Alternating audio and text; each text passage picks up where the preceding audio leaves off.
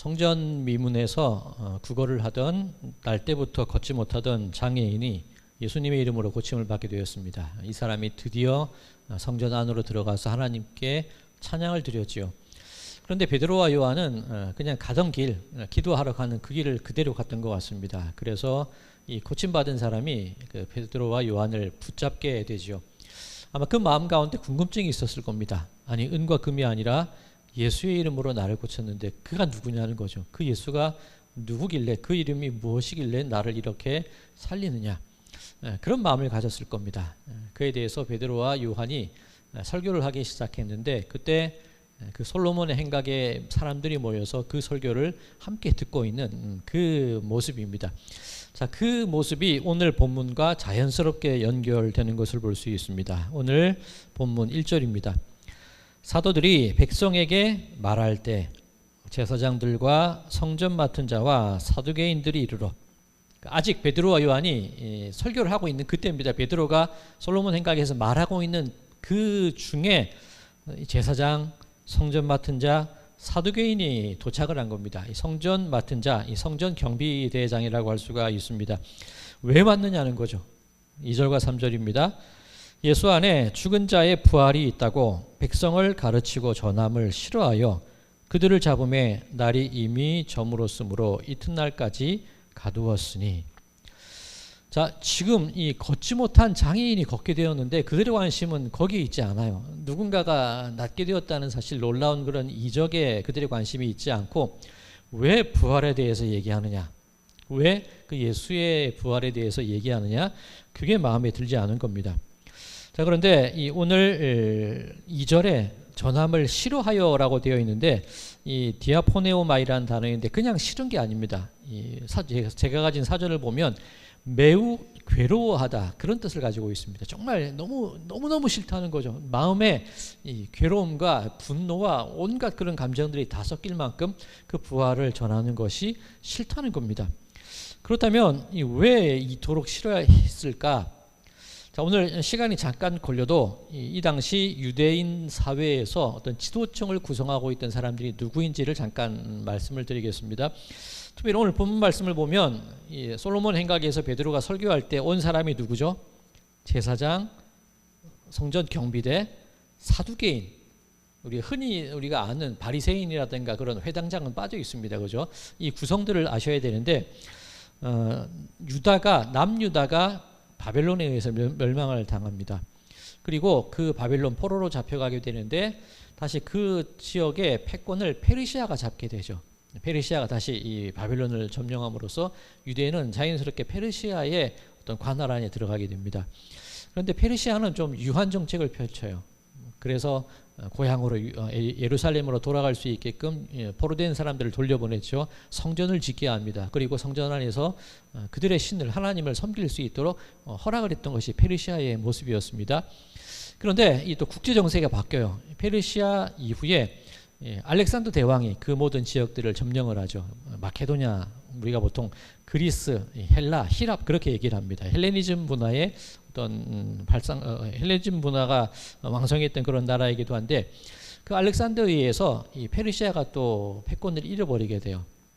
그럼 이제 자연스럽게 이 그리스, 헬라 문명이 유대 땅을 다스리게 되는데, 페르시아와는 좀 달라요. 한 언어, 한 종교, 한 통치, 이것을 강조하는 게 이 히랍 문명이었다는 겁니다. 그러다 보니 자연스럽게 하나님을 섬기던 유대인들에게 박해가 있을 수밖에 없습니다. 그런데 알렉산더 대왕이 후계자를 정하지 못하고 죽게 되자 이 네 장군이 나라를 나누어서 다스리게 되는데, 특별히 이 두 장군이, 이 성도님들이 바라보신 여기 유대 지역이고 여기가 지중해라면 이 이집트 중심으로 프톨레미우스 왕조라는 게 세워지고, 이 시리아 이 북쪽으로는 셀루커스 왕조라는 게 세워집니다. 어쨌든 뭐 이건 중요한 문제는 아니니까, 이 셀루커스 왕조, 이 안티오쿠스 왕에 의해서 유대 땅이 계속 영향을 받아요. 성전에서 돼지로 제사를 드리고, 제가 가끔 신구약 중간사 말씀 드릴 때 몇 번 드렸던 내용입니다. 그렇게 히랍에 의해서 유대 땅이 박해를 받고 성전 예배가 중단되고 이방 제사가 드려지게 되니까 유대인들 내에서 독립전쟁이 일어나게 됩니다. 이게 마카비 형제, 하스모네오 왕조라고 그러는데, 마카비, 망치라고 하는 사람들, 형제들이 일어나서 독립전쟁을 벌이게 됩니다. 그래서 그 성전과 그 모든 것을 되찾아오게 되지요. 자, 그런데 이때 어떤 문제가 생기냐면 이 셀류코스 왕, 이 하스모니아 왕조, 이 마카비 유대에서 세워진 그 왕조가 어떤 선택을 하게 되냐면 왕이 제사장을 맡게 되는 겁니다. 그런데 지금 유대는 엄연히 그 재정 분리 사회잖아요. 왕과 제사장은 따로 있는 사회입니다. 그런데 이 독립을 이뤄낸 이 하스모니아 왕조에서 왕과 제사장이 같이 뭉쳐져 버려요. 이런 분위기 속에서 유대 내에서 있던 그 지도자층이 여러 갈래로 나누어지게 됩니다. 첫 번째, 그렇게 하면 안 된다는 거예요. 왕과 제사장은 엄연히 구분되어져야 되고 하나님을 섬기는 그 거룩함은 따로 떼어져야 된다는 겁니다. 그 주장을 했던 것이 바리새인이죠. 이 거룩한 자들, 구별된 자들, 스스로 성결한 자들, 바리새인의 무리가 됩니다. 또 한 무리가 있었는데 왕과 제사장이 함께 한 사람이 맞는 것을 찬성하는 무리들이 있어요. 누구냐면 사두개인들입니다. 이 사두개인들은 이 사독 계열의 제사장, 솔로몬 이후로 제사장을 맡아왔던 그 그룹들인데 성전 중심으로 자기들의 권력을 유지하던 사람들이에요. 그러다 보니 왕이 제사장이 되면 자기들에게 유리한 점이 있겠죠. 물론 대제사장의 지위는 뺏길지 모르겠지만 자기들이 가지고 있는 그 성전 예배라든가 성전 권력 구조가 최종점이 왕이 되어버리는 거잖아요. 그러면 오히려 사두개인들한테는 권력을 질 수 있는 현실적인 해답이 되는 겁니다. 그런 분위기에서 사두개인들이 형성이 돼요. 그리고 그런 어떤 정치적이나 어떤 종교적인 흐름, 세속의 종교적인 흐름이 너무 싫으니까 그 모든 것을 떠나서 광야로 나간 무리들이 있습니다. 그 무리가 에세네파입니다. 이를테면 세례 요한 같은 사람이죠. 광야에서 메뚜기와 석청을 먹고 광야에서 외치는 자의 소리. 기본적인 세 그룹이 있습니다. 즉 바리새인, 어떤 정치적인 권력과는 떨어져서 자신들의 거룩함을 지키려는 율법을 중심으로 살아가는 바리새인의 무리, 그리고 세상의 흐름에 따라서 성전 권력을 가지고 있던 사두개인들의 무리, 그리고 그 모든 것을 떠나서 정말 신실한 신앙을 지키고자 하는 어떤 수도원적인 모습, 그 에세네파, 그 무리로 나누어지게 되는 겁니다. 그리고 소수 무리로 젤로당, 열심당이라고 하죠. 과격분자들이 섞여 있었습니다. 그런 구조가 되는 겁니다. 자, 이제 사두개인이 어떤 배경에서 나왔는지 아시겠죠?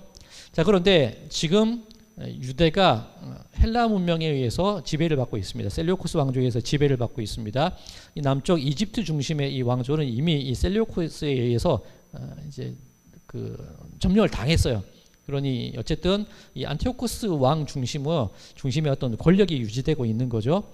그런데 이 이스라엘 북쪽 시리아 넘어서 터키 넘어서 연결된 유럽 쪽에 누가 있냐면 그리스 로마가 있어요. 로마는 자연스럽게 세력을 지금 확장하고 있는 그런 시대죠. 점점점 로마가 다가오게 되면 누구와 부딪히게 됩니까? 셀루코스 왕조와 부딪힐 수밖에 없어요. 그럼 또 한 번 국제적인 정세가 급변하게 되는 상황이 되는 겁니다. 자, 그러면 이때 유대인들이 어디에 줄을 서야 될까요? 예를 들어서 지금 하스모니아 왕조의 왕이 지금 왕조가 끝이 났어요. 마지막 여왕을 마지막으로 후계자를 세우지 못한 채 하스모니아 왕조가 끝이 납니다. 그 다음 이어지는 유대의 왕이 누구죠? 우리가 잘 아는 헤롯 왕가가 이어지게 되는 겁니다. 그런데 헤롯은 정통 유대인이 아니에요. 보통 이두메인이라 그러거든요. 이두메인 하면 에돔 사람이라는 겁니다. 이 정통 아브라함과 이삭과 야곱의 흐름이 아니에요. 그럼 어떻게 유대 땅에서 정통 유대인이 아닌 헤롯 왕가가 세워질 수 있었을까? 이 헤롯은 이 유대 땅의 남쪽을 다스리는 일종의 총독 같은 사람이었는데 로마와 결탁을 해요. 그래서 로마에 의해서 왕으로 세움받는 일이 있게 됩니다. 철저히 로마 중심의 정책을 펼칠 수밖에 없는 게 헤롯이었겠죠. 자, 이때 사두개인들은 또 어느 편에 서게 될까요? 바리새인들은 계속 율법 중심으로 살아가고 있습니다. 에세네파는 광야로 나갔습니다. 사두개인들은 또 누구한테 줄을 서야 될까요? 당연히 로마에 줄을 서겠죠. 그럼 사두개인들의 흐름 이해가 되시겠습니까?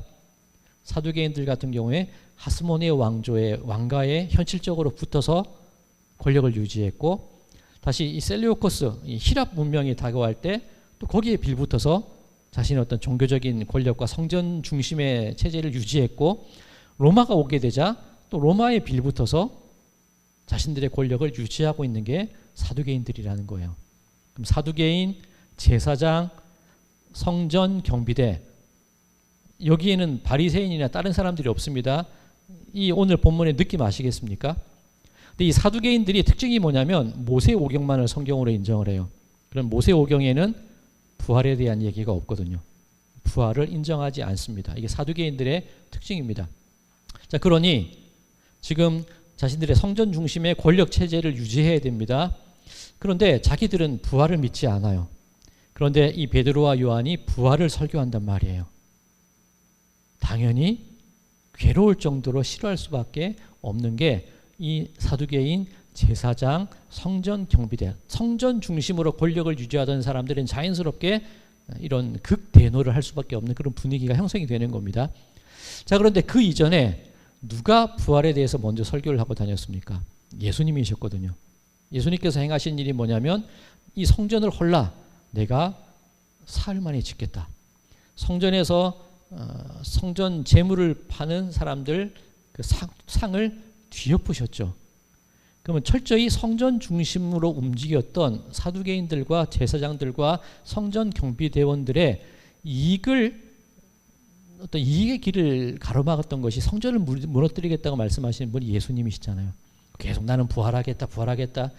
그 말씀을 하시니까 이 사두개인들의 입장에서는 예수를 죽여야만 자기들의 권력 체제가 유지될 수밖에 없는 겁니다. 실제로 죽였잖아요. 그런데 그렇게 예수를 죽이고 모든 것이 해결될 줄 알았는데 이 베드로와 요한이 또다시 그 예수의 이름과 부활이라는 단어를 또 꺼내드는 거예요. 그러니 지금 이 오늘 본문에 나와 있는 성전 중심의 권력자들은 당연스럽게 예민하고 괴로워하고 화를 내는 그런 반응을 보일 수밖에 없는 게 이런 오늘 본문의 흐름이라는 겁니다. 자, 그 배경 속에서 오늘 다시 본문으로 돌아오겠습니다. 3절, 그들을 잡음에 날이 이미 저물었으므로 이튿날까지 가두었으나. 당시 유대인들에게 있어서 어떤 재판, 산헤드린 공의회라고 하는데 재판이 열리거나 혹은 어떤 누군가의 생명을 좌지우지할 수 있는 중요한 재판이 열릴 때 밤에는 그 산헤드린 공회가 모이지 않아요. 밤에는 재판을 할 수가 없습니다. 그래서 3절 말씀에 있는 것처럼 그 베드로와 요한을 잡았으나 날이 저물었으므로 밤이므로 재판을 하지 못하므로 그 다음 날까지 감옥에 가두게 되는 겁니다. 자, 그런데 이 장면 이미 예전에 한번 있었던 장면입니다. 요한복음 18장 12절에서 13절 제가 읽겠습니다. 이에 군대와 천부장과 유대인의 아랫사람들이 예수를 잡아 결박하여 먼저 안나스에게로 끌고 가니 안나스는 그 해의 대제사장인 가야바의 장인이라. 예수님이 대제사장 가야바의 장인, 안나스도 제사장입니다. 일종의 이 은퇴한 제사장이 원로예요. 예수님을 잡아서 원로 제사장에게로 데리고 가는 겁니다. 밤이에요. 그러면 신문을 하거나 재판을 해서는 안 되겠죠. 그런데 안나스는 재판을 한단 말이에요. 그때 베드로가 예수님을 따라가서 불을 쬐다가, 밤이라서 추워서 불을 쬐다가 예수님을 모른다, 부인하게 된 거죠. 자, 그 이후에 요한복음 18장 24절입니다. 안나스가 예수를 결박한 그대로 대제사장 가야바에게 보내니라. 원칙대로라면 대제사장이 그 산헤드린 공회의 그 의장입니다. 그러면 가야바한테 먼저 가야 되는데 안나스가 원로가 먼저 예수님을 신문하고 그 다음 가야바에게로 보내요. 이 어떤 느낌 아시겠습니까? 그들에게 대대로 이어져 내려고 있는 권력의 구조, 가문의 자녀에게, 그리고 저들의 어떤 결코 놓지 않겠다는 그 권력에 대한 욕심들이 가득 차 있지 않습니까? 여기 또 베드로가 또 쫓아가서 또 예수님을 또 부인하게 됩니다.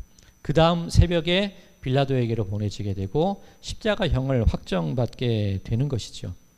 이미 이들은 과거에 자신들의 어떤 성전 체제를 유지하기 위해서 불법적인 일로 예수님께 재판을 하고 사용했던 전력이 있는 겁니다. 자, 그 일을 오늘 베드로와 요한에게 그대로 하고 있는데 오늘 본문 5절과 6절 읽겠습니다. 이튿날 관리들과 장로들과 서기관들이 예루살렘에 모였는데 대제사장 안나스와 가야바와 요한과 알렉산더와 및 대제사장의 문중이 다 참여하여. 이름 또 나오죠. 안나스, 가야바. 이 안나스는 원로고 가야바가 지금 실제적인 대제사장이어야 합니다. 그런데 표현이 좀 그렇죠. 이 순서가 좀 이상해요. 안나스에게 집중되어 있습니다. 아직 권력 구도가 이렇게 남아 있다는 거예요. 여전히 이들이 자신들의 권력을 유지하기 위해서 베드로와 요한의 입을 틀어막는 그 장면이 오늘 본문 가운데 나와 있는 겁니다. 자, 이제 신문을 시작합니다. 7절.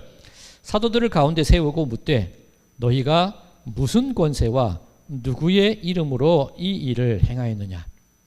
자, 권세, 이름이라는 단어가 나오는데 이들은 누구의 권세와 누구의 이름으로 지금까지 기득권을 유지했을까요?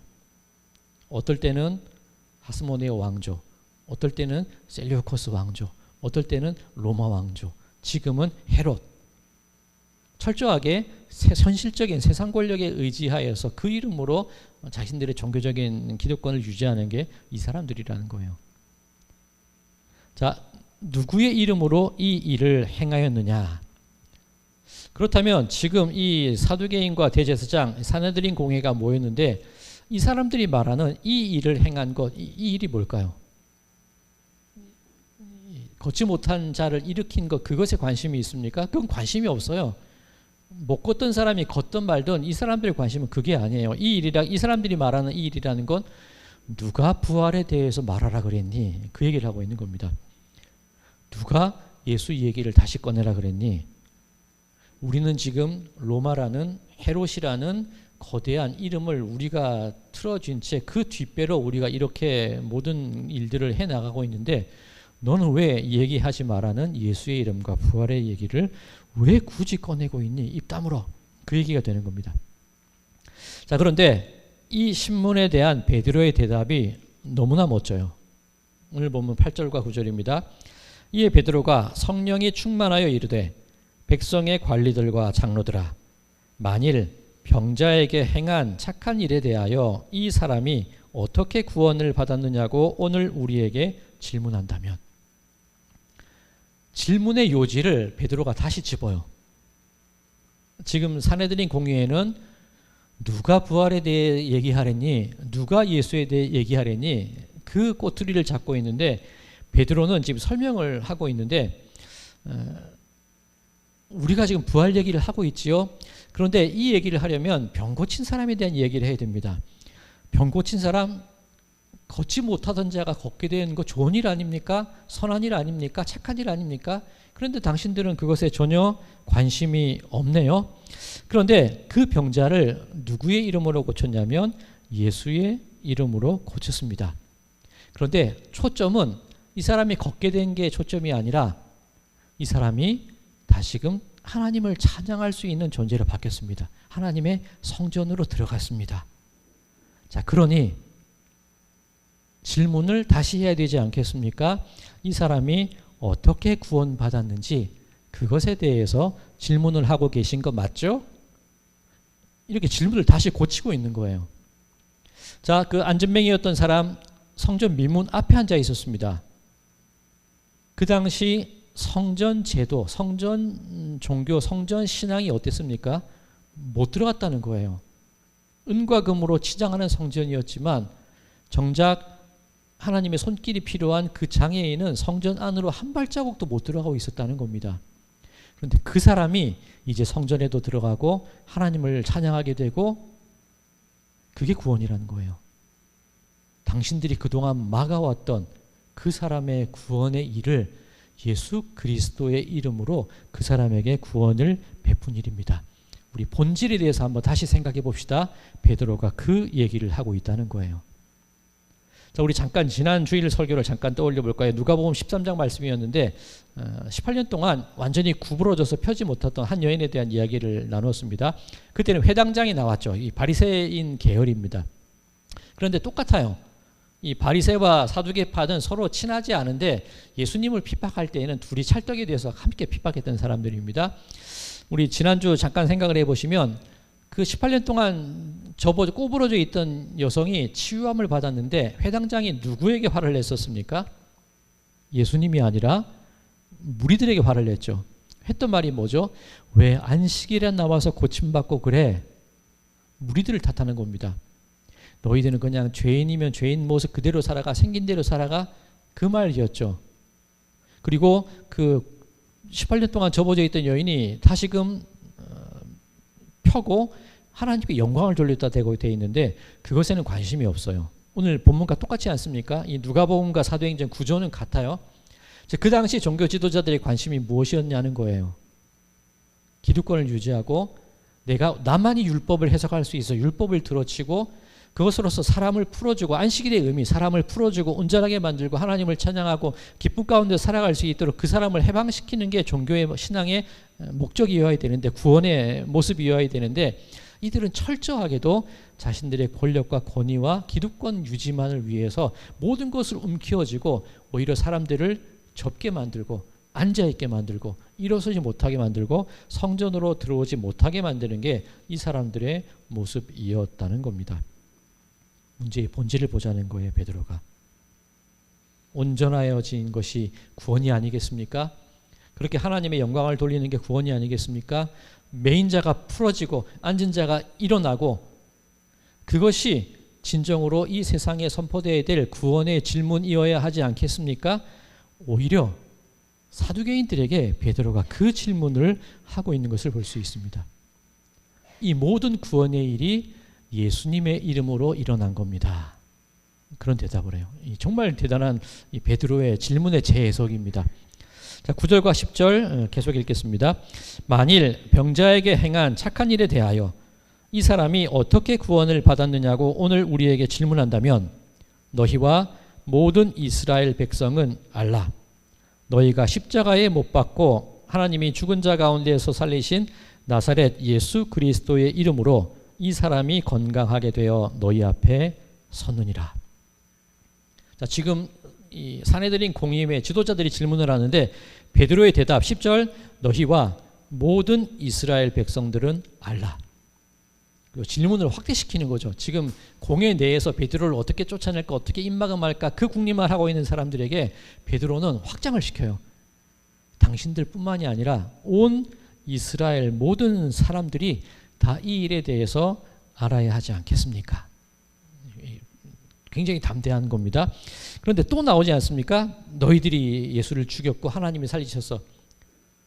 처음 이 성령을 받은 이후에 각 나라 방언으로 했던 베드로의 설교, 두 번째 솔로몬 행각에서 안진뱅이를 고친 이후에 했던 베드로의 설교, 지금 산헤드린 공회에서 공회원들 앞에서 하는 베드로의 이 대답 내용들이 똑같습니다. 당신들이 죽였던 그 예수를 하나님께서 살리셨습니다. 그 얘기를 하고 있죠.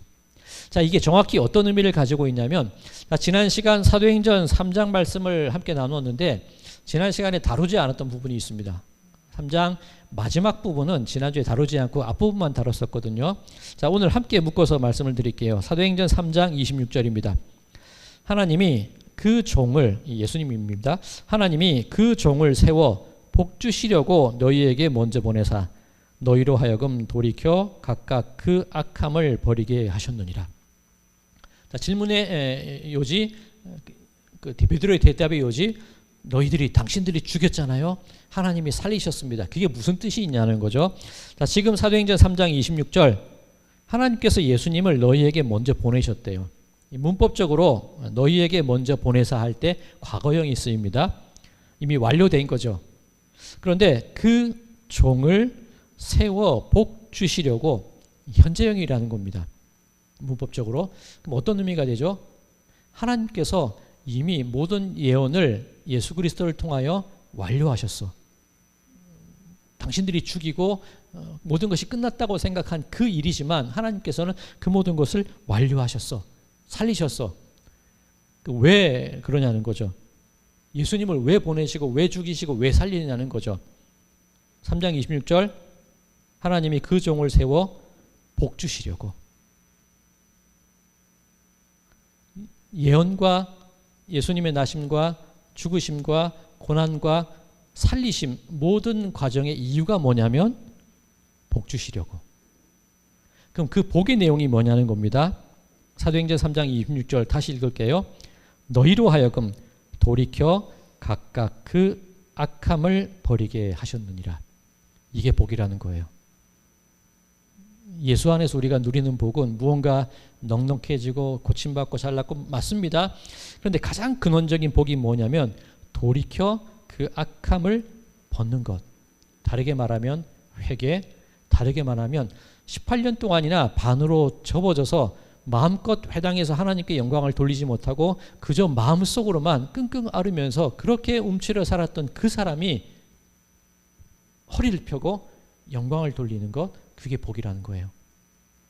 걷지 못하고 성전에 들어가지 못했던 사람이 성전 안으로 들어가 하나님께 찬양 드릴 수 있는 그 존재로 변화되어진 것, 그게 구원이라는 거예요. 자, 그렇다면 너희들과 이스라엘 모든 백성들은 알지어다. 당신들이 죽였잖아요. 그 복을 당신들이 죽인 예수를 살리신 하나님께서 당신들에게도 허락하셨습니다. 이게 복음이라는 겁니다. 거절하고 거부하고 여전히 악한 사람들에게도 그 복음의 문이 활짝 열려 있는 게 이게 바로 복음이고 이게 바로 하나님의 구원이라는 겁니다. 자, 그렇다면 이 사두개인들과 산헤드린 공회원들이 구원을 받으려면, 복을 받으려면 어떻게 해야 됩니까? 무너져야죠. 자기들이 기득권으로 똘출 뭉쳐왔던 그 모습이 있다면 과감히 그 모습들을 깨트리고 무너져야지 그 복을 누리고 그 구원을 누리고 그 해방과 노임과 자유를 누릴 수 있지 않겠습니까? 끝까지 버티는 게 이 사람들의 모습이라는 거예요. 베드로가 계속 얘기를 합니다. 11절 12절 이 예수는 너희 건축자들의 버린 돌로서 집 모퉁이의 머릿돌이 되었느니라. 다른 이로서는 구원을 받을 수 없나니 천하 사람 중에 구원을 받을 만한 다른 이름을 우리에게 주신 일이 없습니다 하였더라. 당신들이 버렸지 않습니까? 당신들이 죽였지 않습니까? 그런데 그분이 집 모퉁이의 머릿돌이 되었습니다. 자, 이 집 모퉁이의 머릿돌, 보통 우리가 모퉁이돌이라고도 하기도 하고 머릿돌이라고도 하기도 합니다. 우리나라 개념과는 조금 다를 수 있습니다. 우리나라 개념으로 머릿돌이 뭐죠? 이 건물을 완공하고 그죠? 그 언제 공사 시작했고 언제 공사 끝이 났는가, 그리고 건축에 관한 모든 자료들을 함께 모아서 집어넣는 게 머릿돌의 의미입니다. 근데 이스라엘에 말하는 이 모퉁이의 머릿돌 조금 의미가 달라요. 여러 가지 의미를 가지고 있습니다. 보통 영어로 코너스톤이라고 그러는데 유대인들의 건축 방법이 집을 지을 때 이 네 귀퉁이에 돌을 먼저 넣고 그것을 기준으로 벽을 쌓아 나가거든요. 그 건축이 시작되는 그 출발점이 모퉁이 돌이에요. 그 달리 말하면 이 벽과 벽을 함께 맞물려서 무너뜨리지 않도록 강력하게 만드는 돈이 코너스톤이에요. 그러니 건축의 시작이라는 의미도 있고 그 시작되는 건축이 무너지지 않도록 강하게 결속하는 의미도 있고, 또 이 단어가 또 하나 의미가 있는데 이 캡스톤이라는 의미가 있습니다. 코너스톤은 이 코너에 있는 돌이니까 코너스톤이라고 하는데, 캡스톤이 뭐냐면 캡 뭐죠?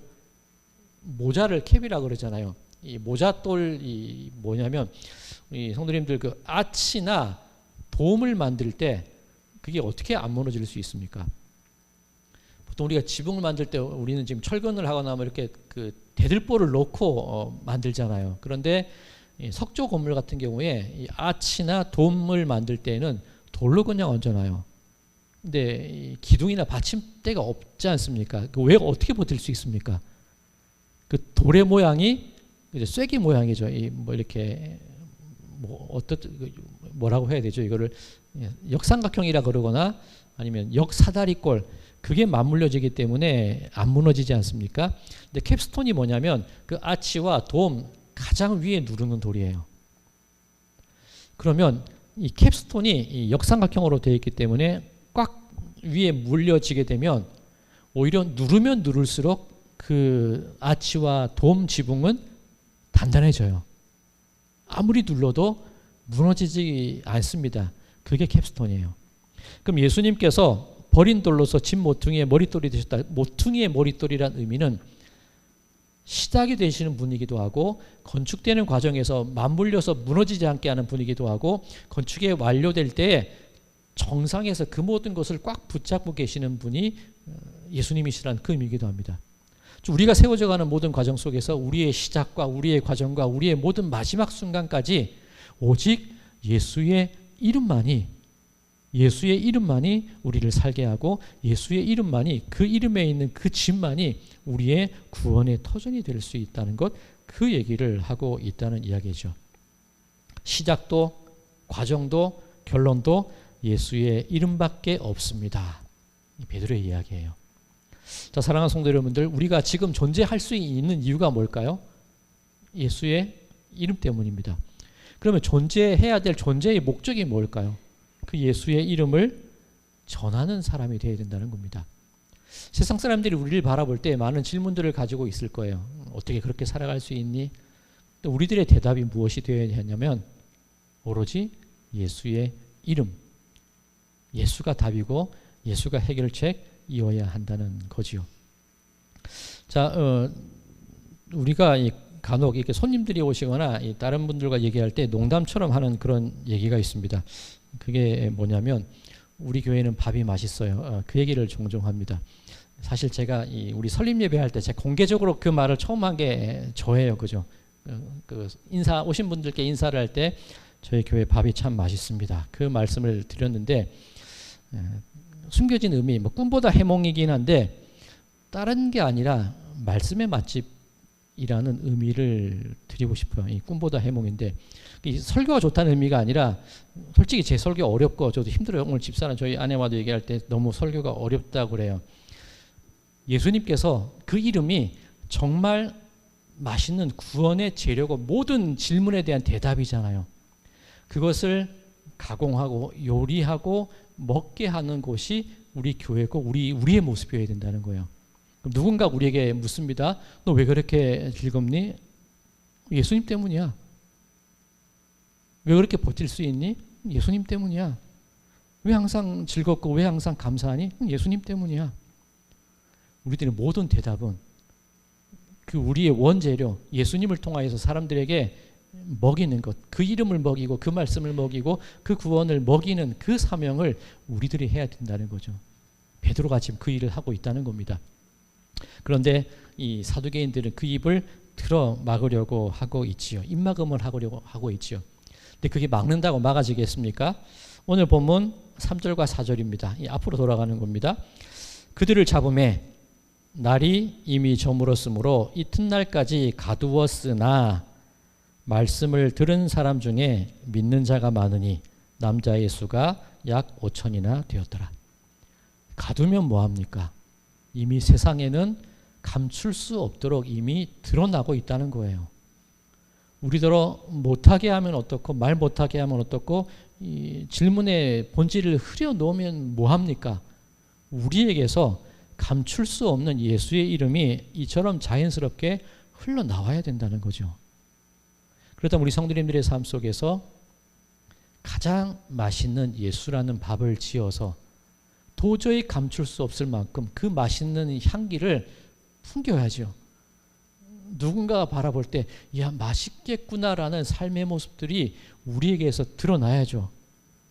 감추려고 하고 억누르려고 못하려고 하고 핍박하고 방해한다 할지라도 그것이 도저히 감출 수 없어서 자연스럽게 흘러나오는 그 과정들이 우리 그리스도인들의 삶의 모습이어야 한다는 겁니다. 앞으로 이어지는 사도행전의 이야기가 다 그거예요.